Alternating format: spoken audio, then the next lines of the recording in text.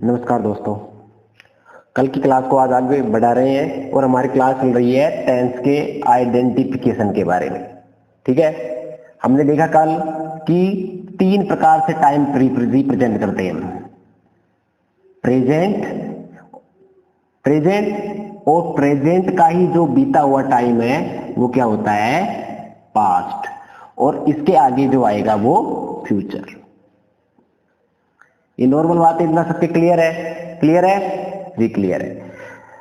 Second step हमने देखे कि इसके एक्शंस क्या होते हैं। सेकंड स्टेप है हमारी, इसके जो एक्शंस होते हैं वो क्या होते हैं। तो पहला हमने सीखा इंडेफिनिट क्या होता है, कैसे बनता है। सेकंड हमने देखा कॉन्टिन्यूअस कैसे बनता है। थर्ड में हमने परफेक्ट के बारे में जानकारी ली, और फोर्थ और लास्ट में हमने परफेक्ट कॉन्टिन्यूअस के बारे में जानकारी ली। हमने ये सीखा कि ये जो कॉन्टिन्यूअस है यही परफेक्ट बनता है, और परफेक्ट और कॉन्टिन्यूअस से परफेक्ट कॉन्टिन्यूअस बनता है, तभी तो इसका नाम परफेक्ट कॉन्टिन्यूअस है ना। 1 मिनट में रिवाइज कर देता हूं। देखो क्या होता है, कोई भी कार्य अगर जारी है तो वो कॉन्टिन्यूअस है। अब जब तक कार्य जारी नहीं होगा तब तक वो टेंस नहीं हो सकता। टेंस होने के लिए कार्य का जारी होना जरूरी है। ठीक है, परफेक्ट क्या हुआ, जैसे ही ये जारी कार्य समाप्त हो जाएगा तो कार्य परफेक्ट हो जाएगा, परफेक्ट प्रोसेस में आ जाएगा। और अगर मान लो सिचुएशन 2 हो रही है कि जो परफेक्ट कार्य जो होने वाला था उसको बीच में ही रोक लिया गया और पूछा गया भाई ये कार्य कितने टाइम से चल रहा है, उस टाइम पे हमारा जो जवाब होगा, ऐसे सभी कार्यों को कौन से में लेते हैं, परफेक्ट कॉन्टिन्यूअस में। क्लियर जी, क्लियर। अब आज हम सीखने वाले हैं कि इंडेफिनिट का एक्चुअल डेफिनेशन क्या होता है। डेफिनेशन मेरा मतलब है कि ये वास्तव में होता क्या है, इसमें कौन से सेंटेंस फ्रेम होते हैं, कॉन्टिन्यूअस क्या होता है, परफेक्ट क्या होता है, और परफेक्ट कॉन्टिन्यूअस क्या होता है। ठीक है, देखिए जितने भी इंडेफिनिट है इसमें सारे कार्य ऐसे होते हैं जो परमानेंट चलते हैं, लंबे टाइम तक चलते हैं। ठीक है, ये शायद मैंने कल भी बताया होगा आपको। अगर आपने कल की क्लास नहीं ली है तो जाकर क्लास ले पहले। और कल हमने देखा था कि इंडेफिनिट जो है इसमें ऐसे कार्य आते हैं जो लंबे टाइम तक चलते हैं। ठीक है, कॉन्टिन्यूअस क्या होता है, ये टेम्पररी एक्शन में आता है।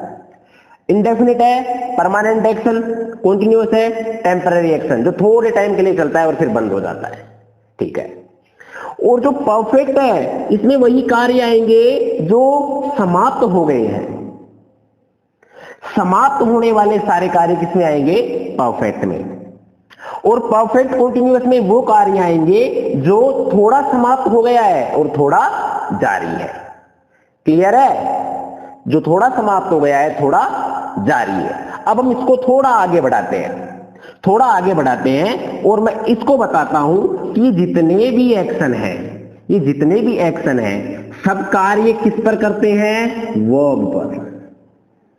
किस पर कार्य करते हैं, वर्ब पर। अगर वर्ब नहीं होगी तो ये कार्य नहीं करेंगे। और आपको पता है कि जब वर्ब होगी तो वर्ब के साथ साथ टाइम भी होना चाहिए। वर्ब में क्रिया करने में जब तक टाइम नहीं लगेगा तब तक कोई क्रिया नहीं हो सकती, और जिसमें क्रियाएं नहीं हो सकती उसमें टेंस नहीं हो सकता। ठीक है, तो वर्ब इनसे जुड़ी हुई है। वर्ब जैसे वर्ब नहीं हो, जब तक वर्ब नहीं होगी टेंस नहीं हो सकता, सेंटेंस बन ही नहीं सकता। ठीक है, तो वर्ब को देखते हैं हम। इतना क्लियर है आज? ठीक है, आगे बढ़ते हैं और हम वर्ब को देखते हैं। वर्ब क्या होता है, देखो वर्ब एक तो होता है हेल्पिंग वर्ब और एक होता है मेन वर्ब। वर्ब की अगर बात करें तो एक होता है अपने एचवी और एक होता है मेन वर्ब। एक होता है हेल्पिंग वर्ब और एक होता है मैन वर्ब। मैन वर्ब जो होता है सेंटेंस में बदलता रहता है, लेकिन हेल्पिंग वर्ब से हम टाइम शो करते हैं। जैसा टाइम दे रखा है वैसी ही हमें हेल्पिंग वर्ब लगानी होती है। तो अब हम देखते हैं कि हेल्पिंग वर्ब कौन कौन सी होती है टेंस में। हेल्पिंग वर्ब कौन कौन सी होती है, तो ध्यान रखना, हेल्पिंग वर्ब होती है डू, बी और हैव। ये 3 हेल्पिंग वर्ब होती है। ये बात और है कि ये मैन वर्ब भी है और हेल्पिंग वर्ब भी है, ठीक है। लेकिन जो टेंस में हम पढ़ते हैं, हम ये हेल्पिंग वर्ब पढ़ते हैं, प्रेजेंट में और पास्ट में। फ्यूचर की बात नहीं कर रहा हूं, प्रेजेंट में और पास्ट में हम इन तीनों वर्ब के बारे में पढ़ते हैं। तो आ जाते हैं आगे। डू, डू का एक फॉर्म होता है डज, एक फॉर्म होता है डिड, ठीक है। उसी प्रकार बी की बात करें तो बी की फॉर्म होती है एक इज एम आर, और एक फॉर्म होती है वॉज वर, एक फॉर्म होती है वर और वॉज, ठीक है। अब अगर हम हैव की बात करें तो हैव वर्ब में होता है हैव, हैज और हैड। अब ये सारी जितनी भी मैंने लिखी है ये सारी हेल्पिंग वर्ब्स है।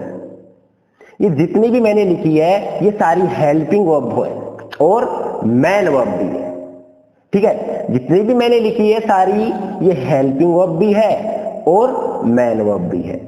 कैसे पता करें कि हेल्पिंग वर्ब कौन सी है, मैन वर्ब कौन सी है? देखिए, हेल्पिंग वर्ब की एक पहचान होती है कि जब भी ये आती है इसके बाद में मैन वर्ब आएगी ही आएगी। क्लियर है? जब भी हेल्पिंग वर्ब आएगी तो उसके बाद में मैन वर्ब आती ही आती है, ठीक है। तो पहला हेल्पिंग वर्ब, दूसरा मैन वर्ब।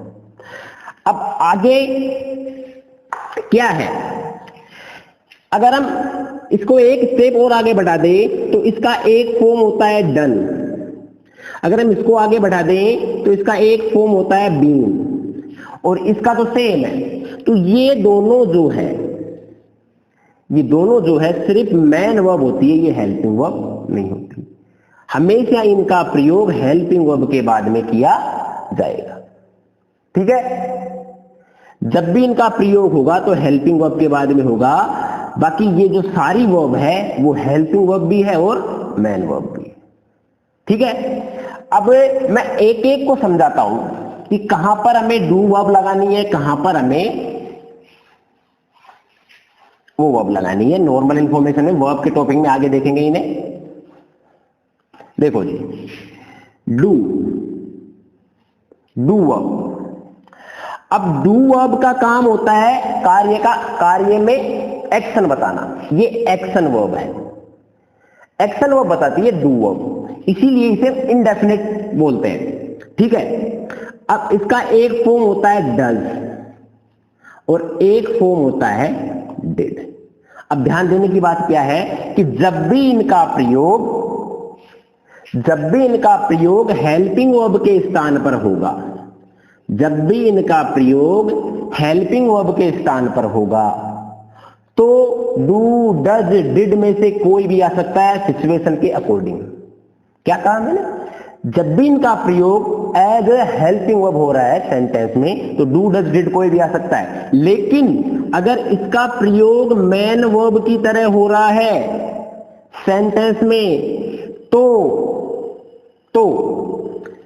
डू एन, इसकी जो वर्ब होती है डन, ये दो ही आएगी। क्लियर है? Do, does, did as a helping verb के रूप में आए अगर इनका प्रयोग एज ए हेल्पिंग वर्ब की तरह हो रहा है या मैन वर्ब की तरह हो रहा है तो डू, डज, डिड कोई भी आ सकता है। क्या कह रहा हूं मैं कि डू, डज, डिड का प्रयोग अगर हम हेल्पिंग वर्ब की तरह कर रहे हैं, डू, डज, डिड का प्रयोग अगर हम हेल्पिंग वर्ब की तरह कर रहे हैं तो इन तीनों में से कोई भी आ सकता है। लेकिन अगर इसका प्रयोग हम मैन वर्ब के स्थान पर करते हैं, डू फॉर्म का प्रयोग अगर हम मैन वर्ब के स्थान पर कर रहे हैं तो सिर्फ डू या डन ही आएगा।